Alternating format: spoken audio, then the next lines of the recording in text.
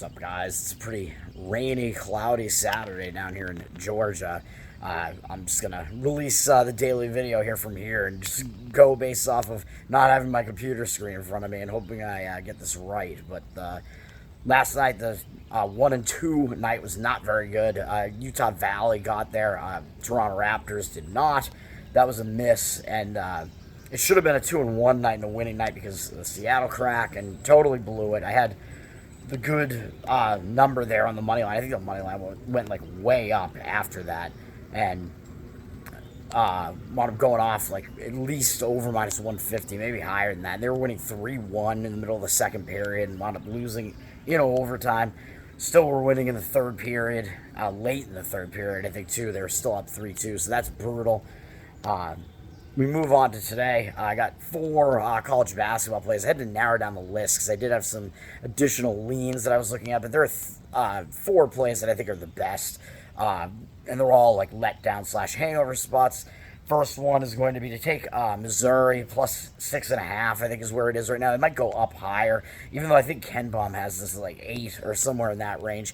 I still like it. I think it's a terrible spot for South Carolina. They're coming off a massive win over Kentucky where they really held Kentucky's offense down. Great defensive performance at home for South Carolina.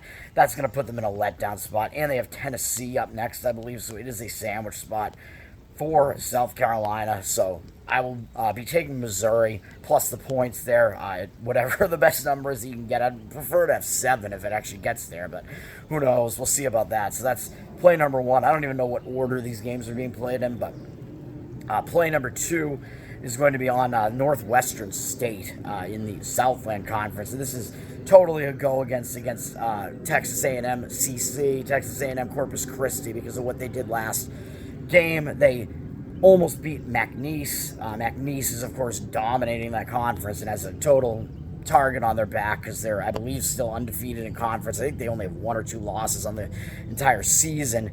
They're running away with the conference at this point. And Texas A&M CC had a really good history against them, at least at home, and was winning a lot of that game. And it looked like they were going to be able to do it and put it away, and they wound up losing like right at the end. I forget exactly how the game ended, but something crazy happened towards the end of the game, and McNeese got out of there with the win. I think they might have won on a buzzer beater too. That's just all crazy.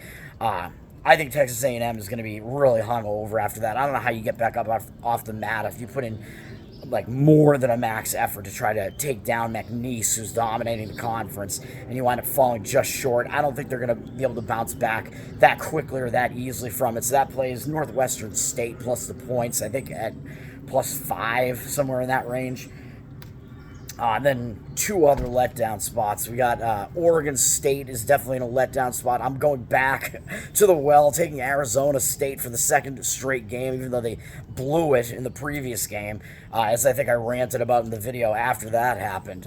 So that puts Arizona State in maybe a better spot to bounce back because they blew the game epically and earlier in the game, so it wasn't even close by the end of it against Oregon. This is a total fade of Oregon State, though. Oregon State coming off a gigantic monster upset of Arizona. It might be a sandwich spot too. I forget who they have up next, but I'm not looking at my computer screen here, so I don't know. But that's going to be a play on Arizona State. Actually, Arizona State minus the points. I think they're actually favored because Oregon State is really actually not good. Ken Baum in his rankings, he has Arizona State, even though he has them I think below 100. He actually has them higher than Oregon State. He has that game at 1, but I think when it's still in kind of like almost a pick the winner situation, I still think it's fine to lay the 2 or 2.5 with Arizona State. So that's what I'm doing there. I think it's 2.5, which is a little unfortunate, but I could look at the money line if you really wanted to at minus 140 or whatever it is, around that range. Arizona State, I like the side, and I'm going to be playing that one. And then finally in college basketball, Ohio State plus 3. I really like this one. Northwestern coming off a game where they got just major revenge over Illinois, and I believe it went into overtime too. And that's not only a huge conference win, but it's like an in-city rival, basically, or in-state rival between Northwestern and Illinois. Northwestern had lost the first game to Illinois at Illinois by like 30 points, embarrassing, and they were able to get revenge in overtime on them at home this time. They're coming off that game And they have some other big game up next. I can't remember exactly what it was, but bigger, like Big Ten matchups on deck. It might be Wisconsin. I forget. I would have to look. But they're in a sandwich spot, whatever the case may be. Ohio State's coming off a pretty ugly loss to Nebraska, even though Nebraska has been playing pretty well and may wind up making the tournament. I think Ohio State is in a bounce back spot, and Northwestern is certainly in a letdown and a sandwich spot. So Ohio State plus 3.5 will be the play. That's a game that's at 8 p.m. or somewhere around there. So in the night game there. And then one play in the NBA is going to be on the Miami Heat plus 4.5. They are at the New York Knicks. I think this is just you're going to like basically play the team that had a horrible game last game and go against the team that had an unbelievably great game in the last game, which was the New York Knicks. They absolutely destroyed the Denver Nuggets. The game was not even close.